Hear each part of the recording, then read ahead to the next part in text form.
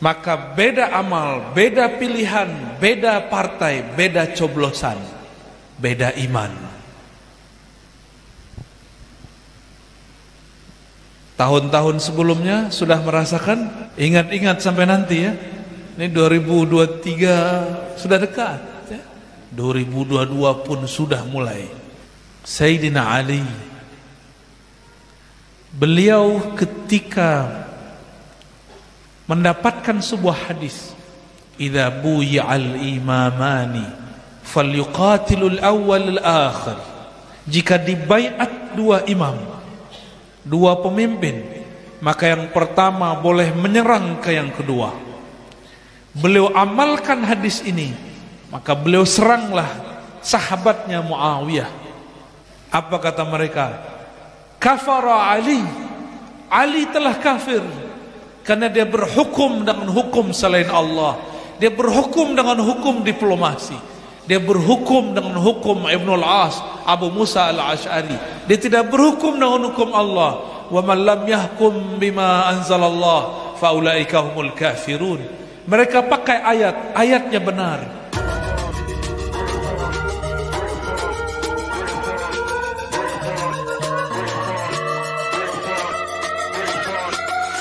Siapa yang tidak berhukum dengan hukum Allah kafir. Kelompok Khawarij ini menjadikan sikap politik dia sebagai pokok keimanan. Hati-hati para ulama, hati-hati para umara. Orang yang cinta kita saat ini belum tentu dia cinta benar-benar cinta.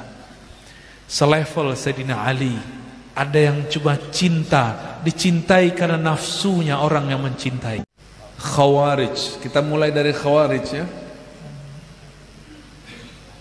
Khawarij secara bahasa berarti kelompok kharijah yang keluar dari kebenaran.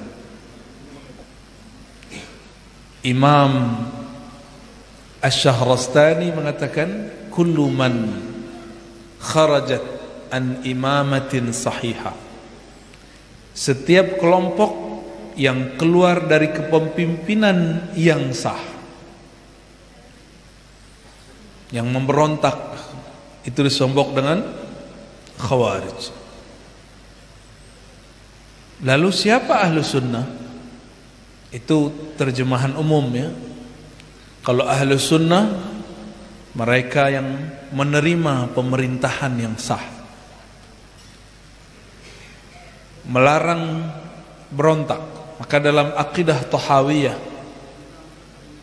Al-Imam Abu Ja'far At-Tahawi mengatakan, kami meyakini bahwa kita perlu, bahkan wajib mendoakan para pemimpin, menaati mereka, dan tidak boleh memberontak. Wa in jaru, meskipun mereka berbuat jaru, kesalahan. Kalau ada kesalahan diperbaiki, bukan berontak. Itu ahlus sunnah.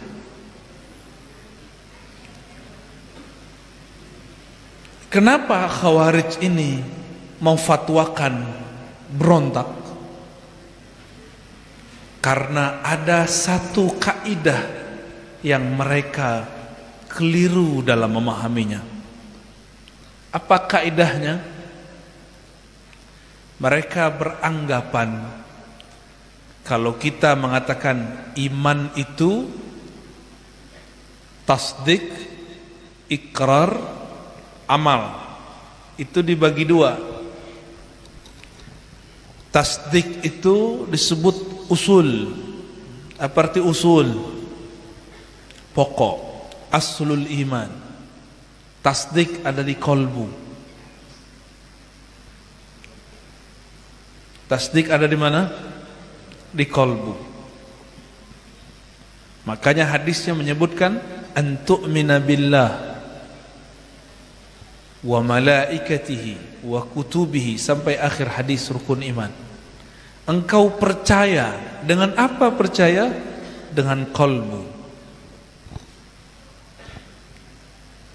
Maka ahlus sunnah menggariskan bahwa aslul iman tasdik bil qalb. Pokok dari iman itu adalah tasdik, percaya di dalam kolbu. Ini ahlu sunnah wal jamaah. Tasdik dalam kolbu ini punya cabang. Cabang pertamanya ikrar, mengikrarkan. Sudah jadi bahasa kita. Apa arti ikrar? Melafazkan, menyatakan, memberikan persaksian. Yang kedua, al-amal bil arkan, aktivitas amal dengan zahir. Dari aktivitas itu muncullah kemudian amal, tindakan-tindakan politik, amal-amal jasad. Ahlus sunnah menganggap amal zahir adalah cabang. Kalau amal zahir berubah, cabang tidak berubah. Jika berbeda cabangnya, tidak berbeda pokoknya. Namun Khawarij berpandangan lain. Bagi Khawarij, iman itu tasdik dalam kolbu, ikrar dengan lisan, amal dengan jasad, dan semua ini disebut dengan pokok iman. Bagi mereka, ikrar itu pokok, amal itu pokok. Maka beda amal, beda pilihan, beda partai, beda coblosan, beda iman. Tahun-tahun sebelumnya sudah merasakan, cuma karena beda nomor coblosan keluar dari grup WhatsApp, ya, tengkar di Facebook, betul ya, ustadz, guru, kiai dibentak oleh jamaahnya. Kawan saya dibentak kiai, guru saya dibentak ulama, wali Allah, cuma karena dia mengajarkan, wahai anak-anakku, ini cabang iman, hanya cabang. Kalau kita berbeda dalam urusan politik, bukan berarti berbeda pokok iman. Jangankan urusan politik, ada orang kunut, satu tidak kunut, imannya sama enggak? Jangankan antara orang kunut tidak kunut, orang yang tidak sholat tapi dia tidak ingkar kewajiban sholat pun masih beriman. Belum batal keimanannya. Jangankan antara orang sholat dengan yang tidak sholat tadi, bahkan orang bermaksiat pun, selama dia tidak menghalalkan maksiatnya, dia pun masih disebut mukmin. Apalagi cuma berbeda coblosan. Maka tolong diingat-ingat kaidah ini, saya sampaikan di mana-mana. Beda pilihan politik bukan berarti beda iman. Coba diulang. Beda pilihan politik bukan berarti beda iman. Diringkas, beda politik bukan beda iman. Coba dibaca. Ingat-ingat sampai nanti ya. Ini 2023 sudah dekat ya. 2022 pun sudah mulai ya. Beberapa bandara itu kita turun, baliho-balihonya sudah banyak. Calon stres sudah banyak ya. Benar, calon stres. Setiap selesai pemilihan umum itu banyak orang masuk rumah sakit jiwa. Tanya sama Paman Birin ya, kawan-kawan beliau lah.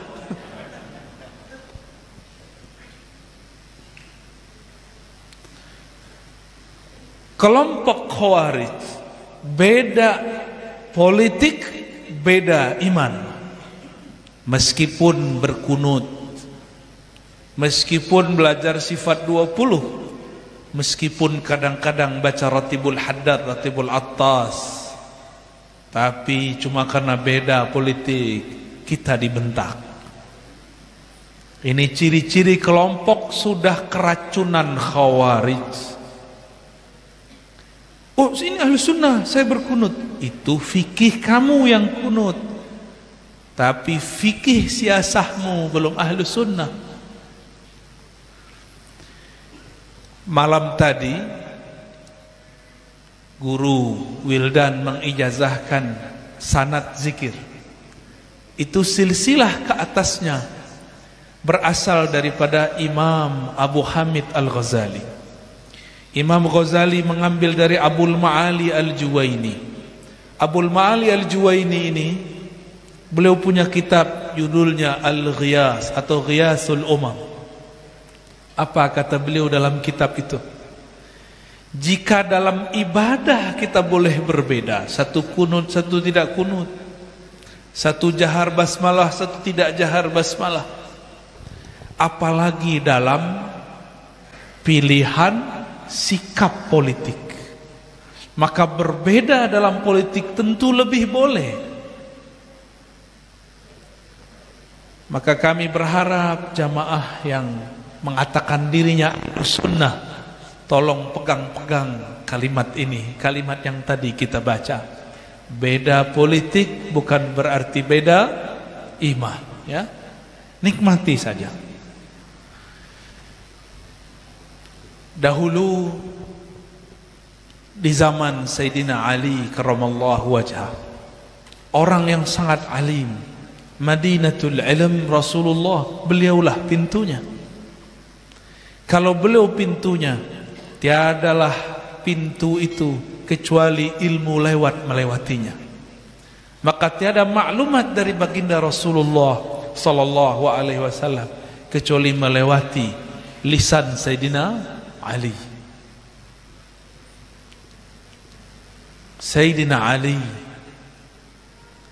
beliau ketika mendapatkan sebuah hadis, idza buyi'al imamani falyuqatilul awwal al-akhir.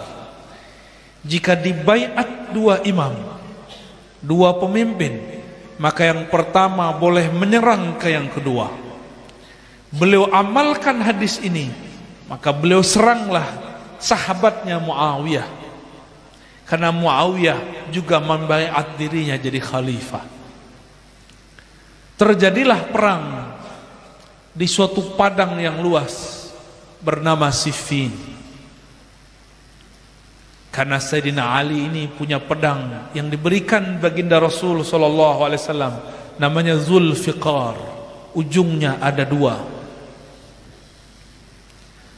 Karena keberkahan itu tiadalah perang dihadiri oleh Sayyidina Ali, melainkan beliau dan semua pasukannya menang. Jangankan itu, rambut Rasulullah jika dipakai oleh Sayyidina Khalid ibn Walid, maka beliau tidaklah perang kecuali menang. Apalagi ini pedangnya Rasul sallallahu alaihi wasallam.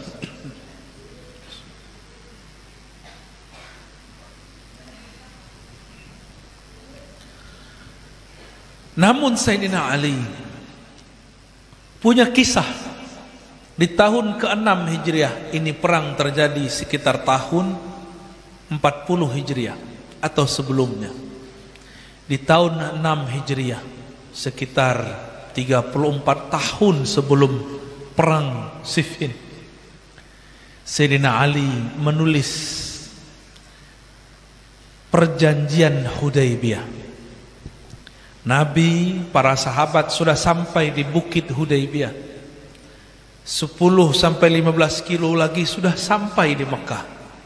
Ternyata kafir Quraisy menahan Nabi Muhammad sallallahu alaihi wasallam. Tidak boleh masuk kepada Mekah. Lalu diusir, dibuatlah MOU, tidak boleh masuk Mekah. Akhirnya Nabi terima.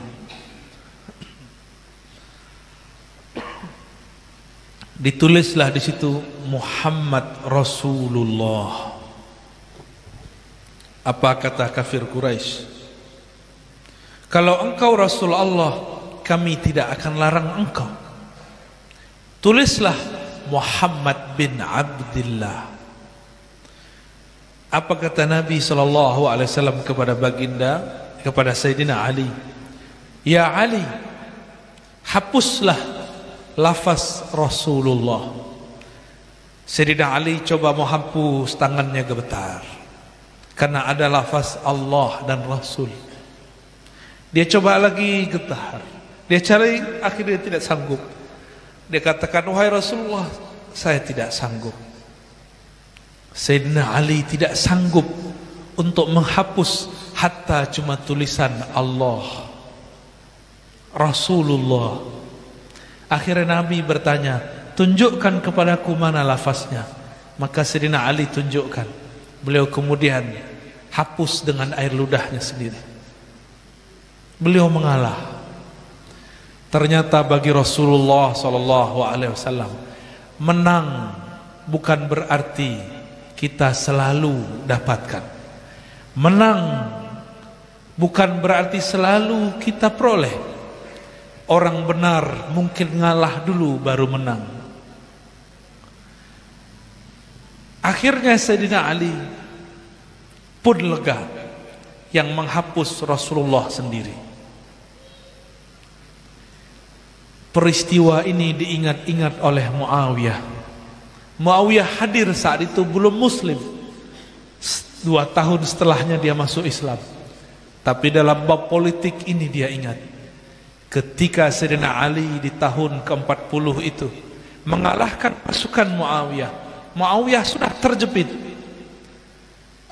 Muawiyah teringat ada mushaf Sayyidina Utsman yang juga menantu Rasulullah sallallahu alaihi wasallam. Maka dia ikat mushaf pada tombak, dia naikkan ke atas. Sayyidina Ali melihat ada tombak, di situ ada mushaf. Beliau dulu meridhai mushaf itu, dan di dalam mushaf itu ada nama Rasulullah, ada nama Allah. Maka beliau mengatakan, mundur. Maka mundurlah semua sahabat-sahabat dan pasukan-pasukan Sayyidina Ali. Di saat itulah pecah pasukan Sayyidina Ali. Hati-hati para ulama, hati-hati para umara. Orang yang cinta kita saat ini belum tentu dia cinta benar-benar cinta. Selevel Sayyidina Ali. Ada yang cuma cinta, dicintai karena nafsunya orang yang mencintai. Apa kata sekelompok orang? Hai, ada apa dengan Ali? Enggak ada lagi kalimat Amirul Mukminin. Ada apa dengan Ali? Kita sudah mau menang, dia kok mundur? Malah dia kemudian menerima hukum diplomasi. Sayyidina Ali kirim Abu Musa al-Ash'ari, Muawiyah kirim Abdullah bin Amr bin al-As. Terjadilah di situ diplomasi. Kata Ibn al-As, wahai Abu Musa, sampaikanlah apa yang hendak kau sampaikan. Abu Musa sangat polos meskipun dia lebih senior. Apa kata beliau? Untuk ketenangan umat, saya nyatakan Ali karamallahu wajhah mundur dari khalifahan. Ibn al-As senyum. Dia balik. Dengan ini saya nyatakan Muawiyah naik jadi khalifah. Yang dipikirkan oleh Abu Musa, Muawiyah juga mundur. Tapi ternyata Ibn al-As punya taktik diplomasi yang dia pelajari dari orang Rum dan Persia. Walhasil kagetlah semua orang. Disitulah pecah kelompok Sayyidina Ali. Apa kata mereka? Kafara Ali. Ali telah kafir karena dia berhukum dengan hukum selain Allah. Dia berhukum dengan hukum diplomasi. Dia berhukum dengan hukum Ibn al-As, Abu Musa al-Ash'ari. Dia tidak berhukum dengan hukum Allah. Wa man lam yahkum bima anzalallah faulaika humul kafirun. Mereka pakai ayatnya benar. Siapa yang tidak berhukum dengan hukum Allah kafir. Ayatnya benar, pemahaman mereka tidak benar. Mereka mengkafirkan Sayyidina Ali. Sayyidina Ali dikafirkan karena pilihan sikap politik. Mau ulangi kejadian ini? Saya tidak kaget nanti guru-guru kita ini akan dikafirkan umat. Cuma karena dia beda pilihan politik dengan sebagian umat. Nanti mereka punya kategori ulama akhirat, ulama su, ulama Allah, ulama dunia.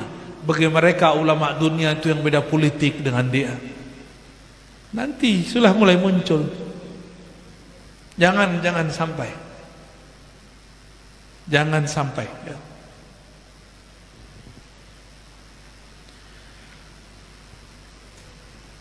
Kelompok Khawarij ini menjadikan sikap politik dia sebagai pokok keimanan. Inilah kesesatan Al-Khawarij. Kesesatan apa? Dulu saya kira yang jadi Khawarij cuma orang yang pakai tauhid uluhiyah rububiyah, lalu tauhid hukmiyah mulkiyah. 3 tauhid. Pertiga mereka katakan tauhid itu politik. Ternyata sekarang racun ini masuk kepada orang yang belajar sifat 20. Racun ini masuk kepada orang yang bermazhab fiqih. Masuk kepada orang yang katanya berakidah Asy'ariyah Maturidiyah. Masuk kepada orang yang berthariqah. Katanya Naqsyabandi, katanya Samani, katanya Ba'lawi, katanya Khalwati, katanya Syazili. Tapi mengkafirkan gurunya atau menganggap sesat orang yang berbeda faham politik dengannya. Kalau ada ini terjadi, baik pada kiai, baik pada umat, berarti sudah kesusupan Khawarij. Dan sudah terjadi ya. Sudah terjadi. Kita berdoa semoga di tahun-tahun ke depan ini tidak terjadi kembali. Kalaupun terjadi semoga tidak separah sebelum-sebelumnya. Dulu saya ini suka takbir, Pak. Suka zikir. Karena saya mengajarkan seperti barusan, saya dibentak oleh orang yang ada di luar. Apa kata dia? Allahu Akbar. Keluar kau. Saya takbirkan ulang. Ya. Sini kau. Takbir depan saya. Gak berani dia takbir depan saya. Lebih kenceng takbir kita. Nabi SAW mengatakan, nanti tentara Imam Mahdi menaklukkan Rum cuma dengan takbir. Berarti takbir yang mana itu? Bukan takbir sembarangan. Takbir orang-orang yang selain Allah sudah dia nafikan. Selain Allah sudah dia tiadakan. Maka dia takut lagi kepada siapapun. La yakhafuna laumata laim. Tiadalah dia takut kepada hujatan orang yang menghujat. Jamaah hadirin hadirat yang mulakan Allah. Jadi untuk menangkal Khawarij harus faham kaidah Ahlus Sunnah, lalu tahu bedanya dengan Khawarij. Hasil diskusi saya dengan beberapa peneliti, betul 90% lebih orang-orang Khawarij yang tertangkap di negeri ini, itu mereka akidahnya pakai tri tauhid. Apa tri tauhid? Mereka meyakini uluhiyah, rububiyah, asma wa sifat atau diganti dengan hukmiyah, mulkiyah. Ya, ada peneliti yang meneliti dari lapas ke lapas, tahanan ke tahanan. Lalu saya juga tanya kepada orang yang menangkap, apa akidah orang yang engkau tangkap? Mereka mengatakan 90% lebih akidahnya 3 tauhid. Dengan 3 tauhid itulah mereka membid'ahkan maulid. Dengan 3 tauhid itulah mereka mengatakan belajar sifat 20 itu sesat. Dengan 3 tauhid itulah mereka mengatakan pendahulu-pendahulu kita itu orang sesat. Negeri Banjar ini yang sangat masyhur dengan Syekh Muhammad Arsyad Al-Banjari, Datuk Kalampayan. Beliau mengambil akidahnya ke Makkah dan Madinah. Di sana beliau belajar akidah Ahlus Sunnah wal Jamaah yang kita sebut Asy'ariyah Maturidiyah, yang masyhur di lafaz dalam lisan umat dengan sifat 20. Ada kitab beliau judulnya Usuluddin, benar gak? Apa lagi? Sabilul Muttaqin apa Sabilul Muhtadin. Ada 2 tentang fikih dan tentang akidah. Coba dibuka, isinya tentang sifat 20. Akidah Imam Abul Hasan Al-Asy'ari. Sekarang mereka mau ganti itu, mau enggak? Antum mau enggak itu diganti? Mereka bilang belajar sifat 20 sesat. Ridho enggak? Mau enggak itu diganti? Ya, ini enggak semangat ini. Kayaknya mau diganti ini kayaknya. Maka jika ada pesantren, tolong jangan diganti akidahnya. Pesantren sekarang sudah ganti akidahnya. Yang dipakai kitabnya Saleh Fauzan, kitab tauhidnya Saleh Fauzan. Tolong diganti lagi para kiai. Bukan saya menggurui. Siapa yang mengganti itu telah berkhianat kepada yang mengawal, yang mengajarkan Ahlus Sunnah di negeri ini dulu. Syekh Muhammad Arsyad Al-Banjari. Syekh Muhammad Arsyad itu kakek guru daripada ulama kami di Minangkabau, Syekh Ahmad Khatib Al-Minangkabawi. Beliau berguru kepada Syekh Nawawi Al-Bantani. Syekh Nawawi Al-Bantani berguru kepada Syekh Muhammad Arsyad Al-Banjari. Jadi orang Banjar ini kakek guru saya, ya. Saya tidak ridho kalau di sini akidahnya diganti, ya. Bisa putus nanti sanad ilmunya, bisa hilang nanti madatnya, keberkahannya. Maka kita sokong guru-guru kita yang masih mengajarkan sifat 20 dengan sanad yang bersambung kepada guru-guru, ya. Dengan ini Bapak Ibu yang muliakan Allah, mari pertahankan akidah Ahlus Sunnah. Mari kita tangkal, kita waspadai akidah Khawarij, akidah teroris, akidah ekstremis, akidah kelompok radikal yang menjadikan agama sebagai kendaraan politik, yang menjadikan agama sebagai alat-alat politik. Bagi kita bukan begitu. Politik sebagai alat menyebarkan agama, bukan sebagai agama yang dijadikan alat politik. Wallahu a'lam bishawab. Like, subscribe ya. Dadah. Di tombol merah ini. Dadah. Like, subscribe, and komennya. Mudah-mudahan kalian semua bisa menikmati video ini. Terima kasih.